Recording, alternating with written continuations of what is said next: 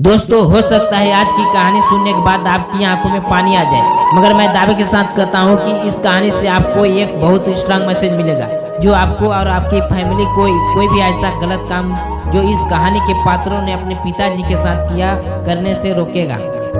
आपको पता चल ही गया होगा कि यह कहानी एक बूढ़े मजबूर पिता की है। एक गांव में एक आदमी रहता था जो बहुत बूढ़ा हो चुका था, जिस वजह से उसे कम दिखाई देता था और बहुत कमजोर हो गया था। इसीलिए अपनी बची खुची जिंदगी अपने बेटे के घर रहने चला गया।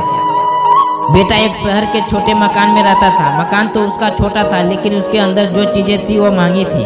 उस मकान में बेटा, उसकी पत्नी और उनका एक 5 साल का बच्चा, यह छोटा सा परिवार साथ मिलकर रहता था। बूढ़े पिता के आने से उनके परिवार का एक सदस्य और बढ़ गया। यह पूरा परिवार रोज सुबह शाम डाइनिंग टेबल पर साथ में खाना खाया करता। बूढ़ा पिता अपनी कमजोरी के चलते हमेशा खाने की चीजें नीचे गिराता रहता और कई बार कांच की बर्तन भी टूट जाया करते। कुछ दिनों तक तो बहू और बेटे ने यह सब सहन किया, लेकिन बाद में वे दोनों बूढ़े की ऐसी हरकतों से चिढ़ने लगे। एक दिन बेटे ने कहा कि ऐसा कब तक चलेगा, हमें कुछ करना पड़ेगा। उसकी पत्नी भी इस बात से सहमत हुई। अगले दिन बेटा कहीं से एक पुराना मेज लेकर आया और घर के एक कोने में उसे लगा दिया और अपने पिताजी से कहा कि आप यहीं पे बैठकर खाना खा लीजिएगा। उन्होंने एक लकड़ी का बर्तन भी बनवाया जिसमें वे अपने बूढ़े बाप को खाना देने लगे।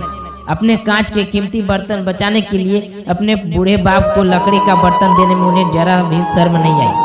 अब खाने का समय जब जब होता तो बूढ़ा बाप एक कोने में बैठकर खाता और बाकी परिवार डाइनिंग टेबल पर खाना खाया करता। डाइनिंग टेबल पर बैठे बैठे दोनों पति पत्नी कभी कभी अपने बूढ़े बाप की तरफ देख लिया करते। बूढ़े बाप की आंखों में उन्हें आंसू भी नजर आते, मगर उन पर जैसे कोई असर ही नहीं होता। बूढ़े का पोता भी यह नजारा हमेशा देखता रहा, वो अपने में ही खोया रहता। एक दिन जब पति पत्नी डाइनिंग टेबल पर बैठकर खाना खा रहे थे, तब उनका बच्चा जमीन पर बैठकर कुछ कर रहा था। उन दोनों ने बच्चों के हाथ में लकड़ी का टुकड़ा देखा, लेकिन उन्हें कुछ समझ में नहीं आया कि बच्चा लकड़ी के टुकड़े के साथ क्या कर रहा है। जब बच्चे के पिता ने उसे पूछा कि बेटा आओ खाना खा लो, तुम नीचे बैठकर क्या कर रहे हो, तब बच्चे ने भोलेपन से कहा, अरे मम्मी पापा, मैं आप दोनों के लिए लकड़ी का बर्तन बना रहा हूँ ताकि आप लोगों को जब आप बूढ़े हो जाओ तो दिन में खाना दे सकूं। अपने नादान बेटे द्वारा दी गई यह सहज बात दोनों के दिल में तीर की तरह उतर गई। दोनों एक दूसरे का चेहरा निहारने लगे।